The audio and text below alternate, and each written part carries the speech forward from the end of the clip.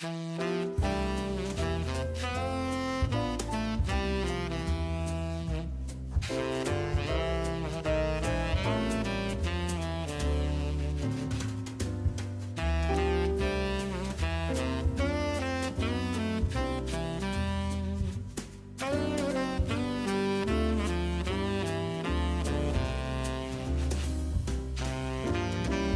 on a daily basis to keep your body healthy? Drink wine. I mean, Drink wine, and then after you finish drinking and drink wine, plenty of water.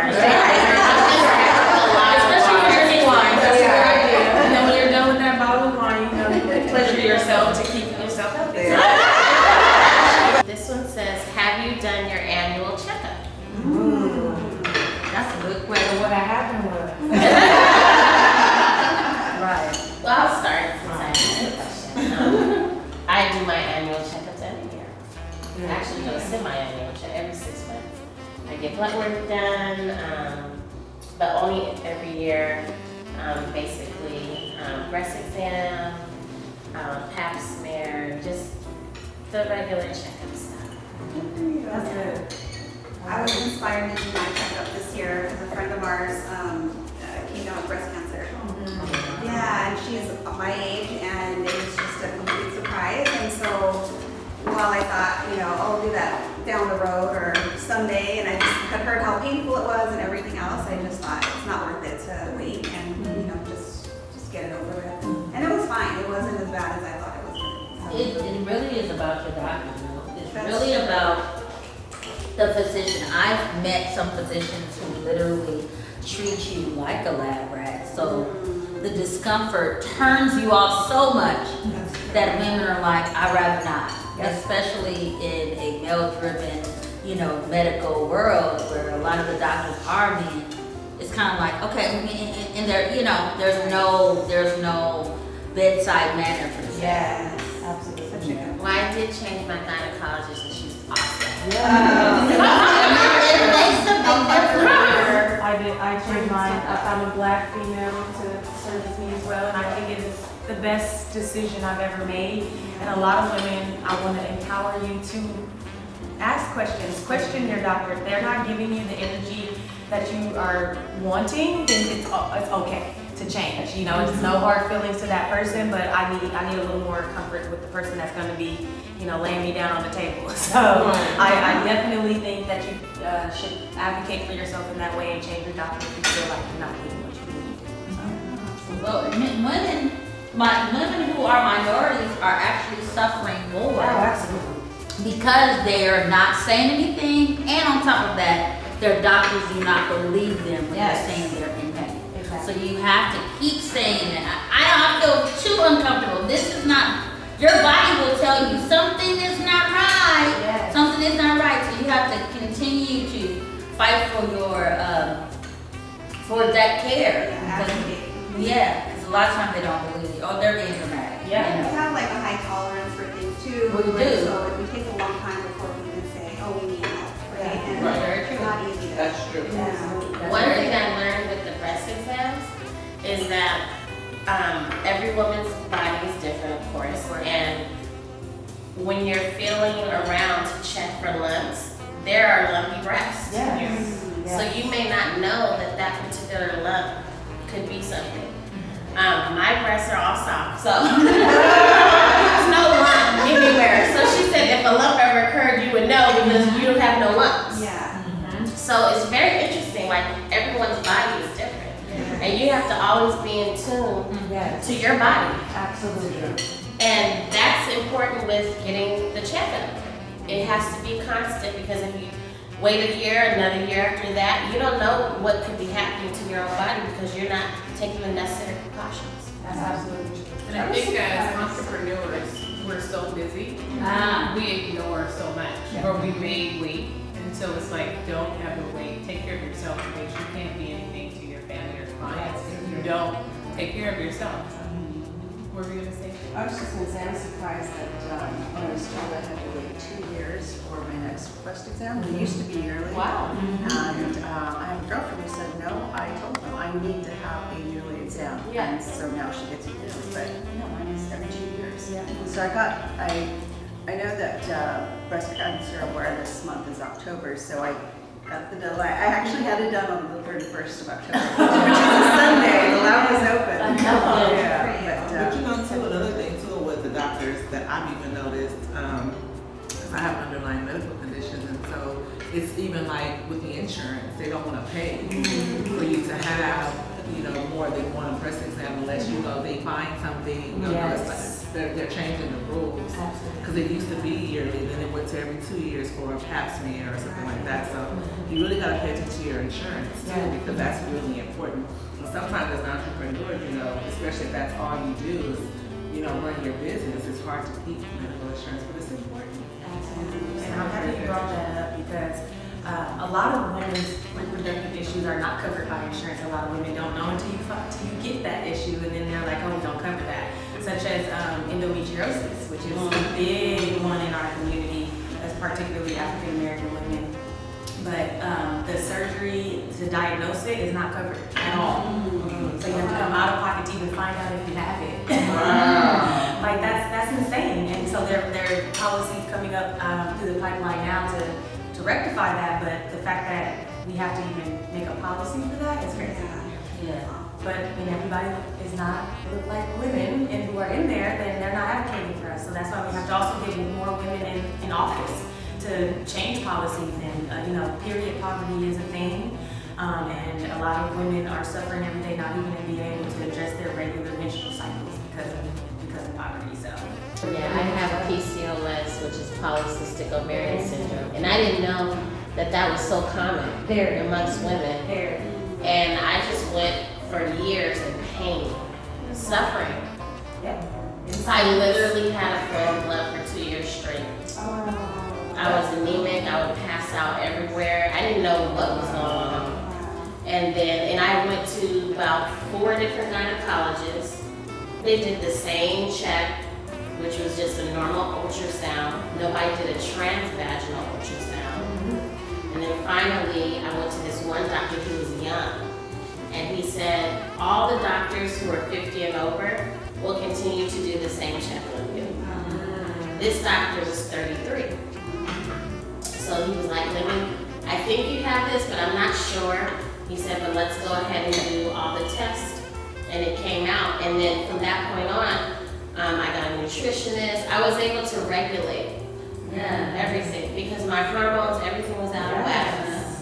And my testosterone levels were through the roof. And then I finally figured out, okay, this is what I can eat, this is what I can't have, this, you know, the exercising you have just to regulate your body. And so everything's normal now, everything's back into where it's supposed to be at the levels, but I wouldn't have known. I was just walking around literally in pain. I would be doubled over in pain. And it's so many women like you who are doing this alone every day, not knowing and suffering in silence. And like you going to multiple doctors and thinking there's something wrong with me. There's women who are told that pain is made up. Like, no, that we've looked at every test. There's nothing wrong with you. You know, and it's like, absolutely, I'm telling you, I've lived in this body for however many years I've been in here, and this isn't normal. You know? So, and I always tell women that too, like, you know your body best. I know they're a doctor and they went to school to be a doctor, but they didn't go to school to be your doctor particularly. So all the symptoms you have, you know how long you've had them, you know that it's not normal, and if they try to tell you that's normal amongst most women, maybe you're not most women. Would you feel comfortable having this conversation around your own holiday cake? For sure. Ooh, talking about my body? Probably not. I have all brothers. I'm the only girl of 5. And they all looking like, what? And my mama is 80, so she don't have none of these problems. She is past, what is it? The PMS is gone. She don't have no period. She don't have no heat flash. She doesn't like, are you Particularly in Hispanic family, those things are always questionable. You know, the ride. It's certain topics are taboo. So, Which is so interesting because I mean, all the men have wives or girlfriends who are experiencing this, and I'm a true believer that young men should know about periods and all of these things. So, you know, I know the first time you have this conversation can be hard, or uncomfortable, but you'd be surprised how much people don't know or want to know, and it's just not talked about. So yeah, you may make somebody uncomfortable in the room, but let them tell you they're uncomfortable, because you may not know that. You know, they may be like, oh, I've been dying for somebody to say that. You know, so be that person and engage the room. You know, maybe not, don't go straight to masturbation, but you know, maybe talk about like, you know, like this question: what do you feel is the role of men and gender non-binary people in reproductive justice? That has nothing. You don't have to say anything, you know, specific. But as a man, how do you feel about periods? You know, I don't know. Shake it up a little. Yeah. I mean, really, as women, we are the ones that make the holidays happen. Absolutely. Right? Absolutely. They'd be going through the drive-thru. Yeah, so we can take over the conversation Absolutely. a little bit of driving to what's important. So Play some games, you know. Yeah. Take a shot if you don't answer. Or while the guys are in the room watching sports. Yeah. Get the ladies around. Yeah, I was just gonna Especially say when that. you're They separate, Yeah. so you are able to have a little more intimacy and conversation because you'll be with like, you know, your girlfriends or your mom, and your moms have gone through it, so Yeah.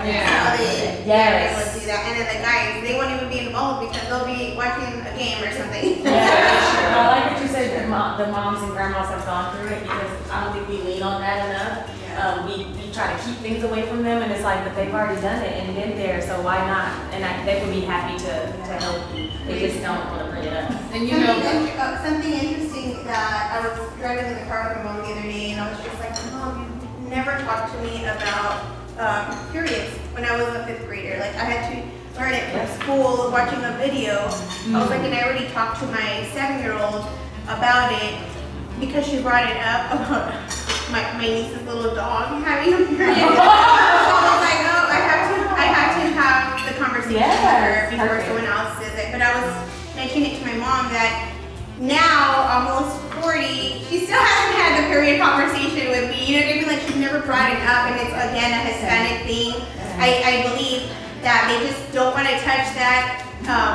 But generations are changing. Yes. So I was like, I want to be the first to talk to my daughter about anything that goes on with her body.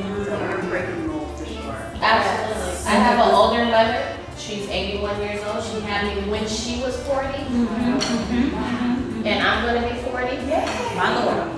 So we never had a lot of conversations, and my mom never had cramps. Oh yeah, my mom's the same. Never, not one. My mom's the same.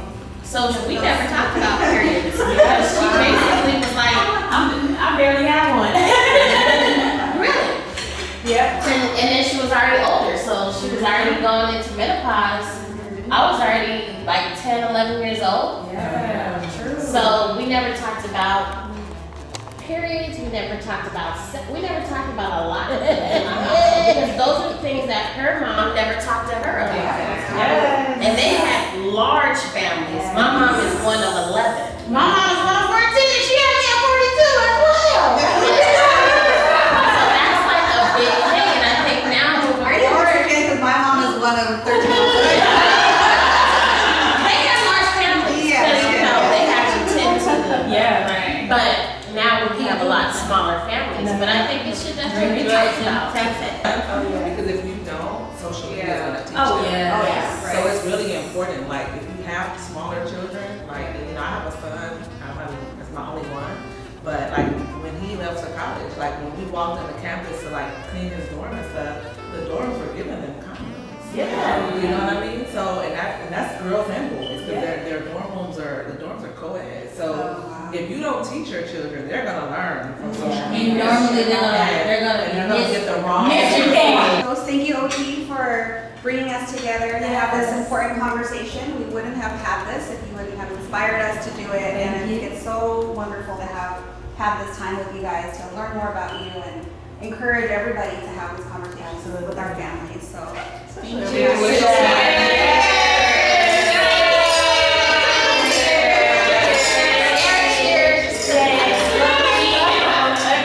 yeah.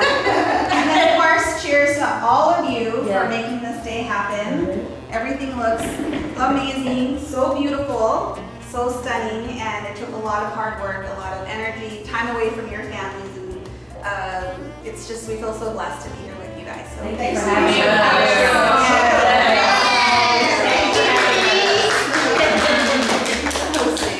So when's the Festively event that we're all putting on together? Right?